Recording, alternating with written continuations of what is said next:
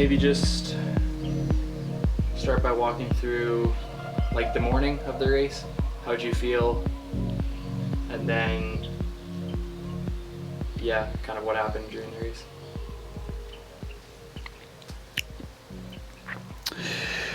For once, I actually got a good night of sleep before the race. So I woke up and was quite, let's get to it.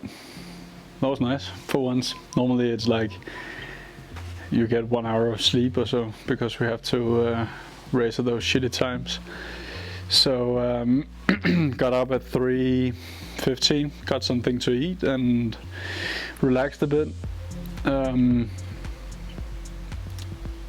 Of course nervous, but it wasn't in a good way. And got down there. It's racing Hawaii, that's just another vibe than any other race when it comes to everything, basically. Because it's before the race, you can kind of tell yourself that it's a race like every other, and you just have to go out and do what you're best at. And of course you have to do what you're best at, but at the same time it's just it's all the best athletes out there touring the line. It's the biggest stage in the sport. It's just a whole other race feel on race morning, and you can really feel the vibe down there at the pier, and it's awesome to be a part of that kind of excitement. It's there in the air, and you can almost grab it and feel it. But yeah, just racked my bike, put on my transition zone, everything was good, and it was relatively calm in some weird way. I was not really nervous, it was just kind of ready to go, and I knew what I had to do. I knew the plan I had set out, and it's quite nice to just have that kind of clear idea of how you wanted to approach the race and what you wanted to do. And basically all of the tasks were like surrounded about things I could control. That was a very important thing to me this time. Not really thinking about anything else that would happen during the race, the dynamics and stuff, and I would only think about what I could control myself and what I wanted to do in the certain situations. And I think that also made me more calm leading into the race. And yeah, the gun goes, and we went out, and I felt like the pace were not that high compared, because I remember in 2019 that's by far the hardest swim I've ever had in a triathlon. So I think maybe next year we'll probably have Josh Hamburger back chasing that swim course record, because I think his overall race was actually better back then than it was this time. So it's difficult in the water to kind of find the leader and find the who wants to push the pace. How do we want to do it? Because obviously we cannot communicate. We can do that beforehand, but that's also kind of tricky. This time around, because of the lead up, I decided not to push it in the swim. I've been swimming well the last 4 days probably, but I could just see at the practice swim I was nowhere near where I wanted to be, and of course that also leaves some kind of mark that I would not like to push it too much already there. But yeah, we got out on the bike in the largest group I've ever seen in a triathlon, and Magnus was not that far down, and he bridged up pretty quick, going up Palani. And yeah, I decided just to jump with him and kind of just overtake the whole big pack, try to make an attack, and that happened pretty quickly, and it was awesome to be able to actually do that. And I actually felt like I was kind of in the pre-final, just sitting in the group with the two Norwegians,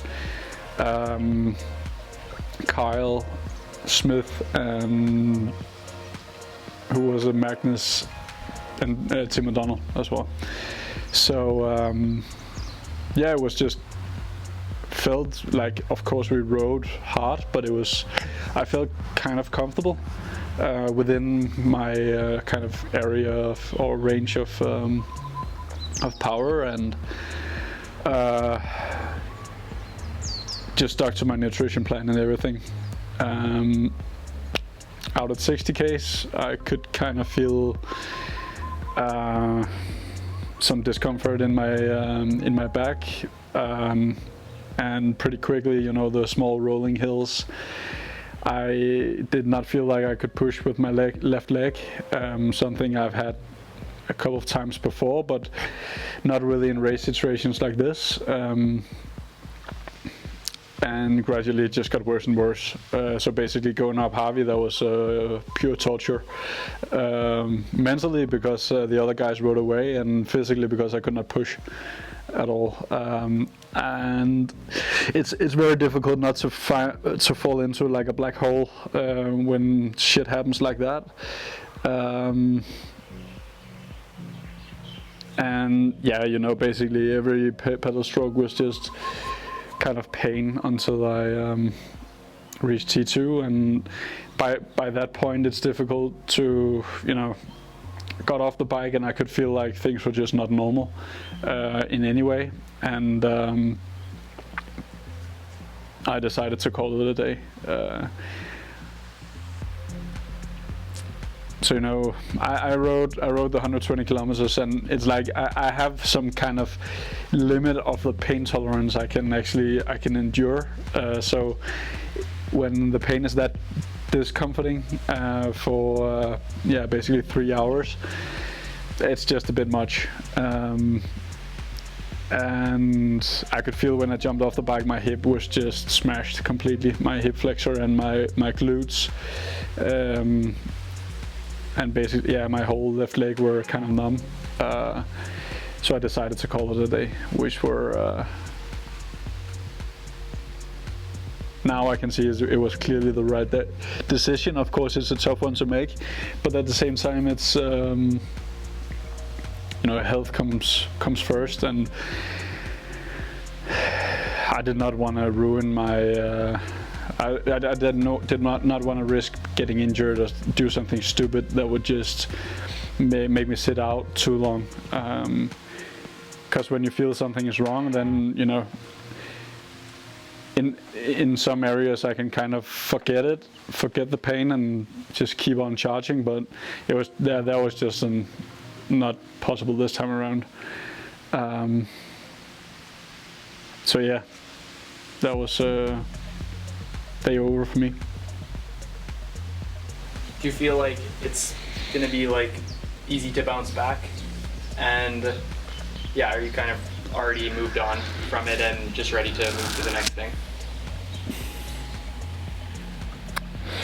It's difficult because this is my life.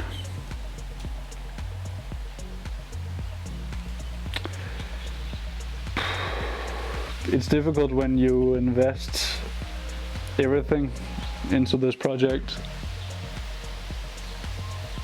Actually, I don't see it as a project, I just see it as my life. And it's difficult not to kind of turn that anger and that negativity inwards, because of course I feel extremely embarrassed, and to be honest, I feel like a bag of shit. And it's, you know, having my team here surrounding me and having that many people helping me out on a daily basis, sponsors, family, friends, you know, it's difficult to not be, of course, sad, but as well just, yeah, annoyed by yourself, kind of turn that anger inwards. You know, luckily I have a very solid team around me that supports me in that area, and I'm gonna for sure take advantage of that and make sure that I'm gonna be fresh, and I'm gonna be able to actually push it at races. So it's difficult, especially mentally. But at the same time, I saw performances out there that motivated me massively, and I'm more certain than ever that I really want to win this thing. And that's a nice feeling to have, even though it was a shitty day, and especially 4 long hours on the bike. I'm sure that this is what I want to do, and I want to make an impact on the sport, and I also want to perform well over here. Not only over here, but it's just, I feel like it's such a massive race that I just want to nail. Just have a decent performance over here. That would be awesome. Thanks for everyone watching. If you like the content, then please hit the subscribe button. That would mean a lot.